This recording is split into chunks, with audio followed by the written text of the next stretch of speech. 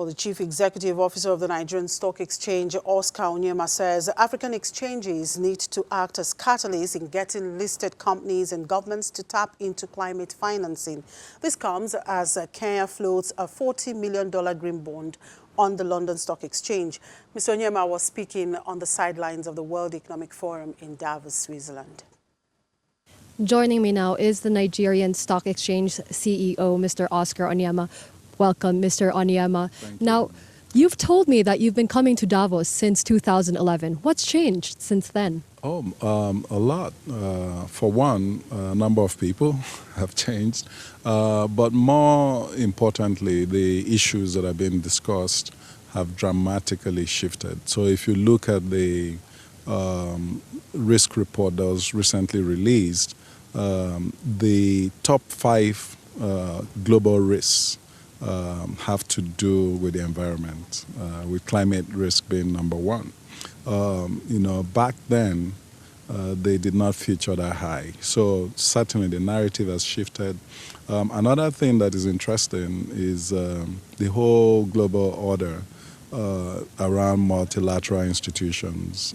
It seems to be breaking down, and you have more protectionism and nationalism, and so we have to find new ways to create global responses to global disasters like financial shocks that inevitably would happen because it happens in cycles. So certainly a lot has changed, and this year WEF is also celebrating 50 years. Yeah. Definitely an evolving landscape. But what is at Davos for the Nigerian Stock Exchange? What is it that you hope to accomplish here? So we have a number of global CEOs of our multinational listed companies that are here. So we'll be having bilaterals. We'll also be engaging with some public sector figures supporting our own delegation here. And finally, we'll be engaging in various panel discussions around the future of finance, how you drive growth in Africa, the Africa Free Trade Agreement, how you can actually operationalize it and begin to use it as a catalyst for sustainability and coming into the 4th Industrial Revolution. So there are a number of various types of discussions going on that we'll be participating in. Now, taking the discussion closer to home, can you please explain to me the rationale behind getting 7 African stock exchanges within a single trading platform? It's not actually a single trading platform, it's a linkage. So what we're looking to do is to link our markets and give investors in domestic economies the opportunities to access assets cross-border.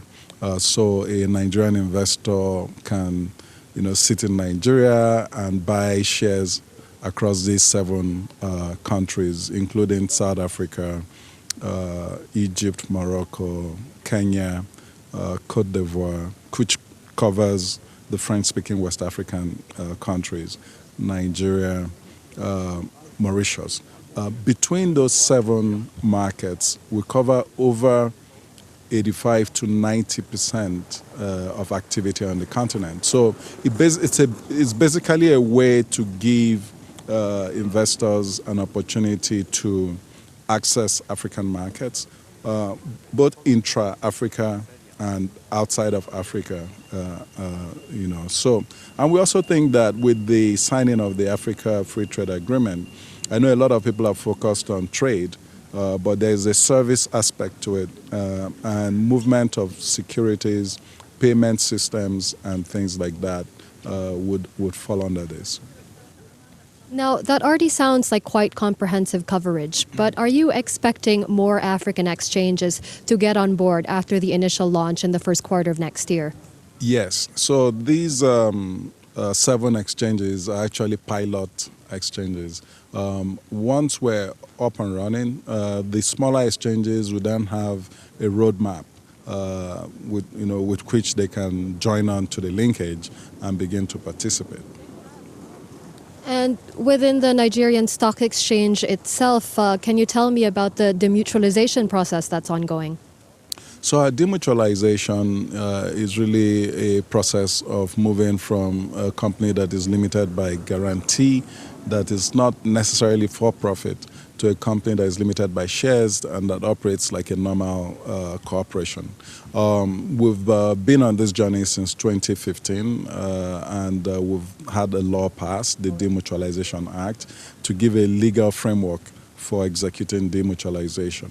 And we recently got a no objection letter from the Securities and Exchange Commission as to our scheme of arrangement and our plans for operationalizing a demutualized exchange.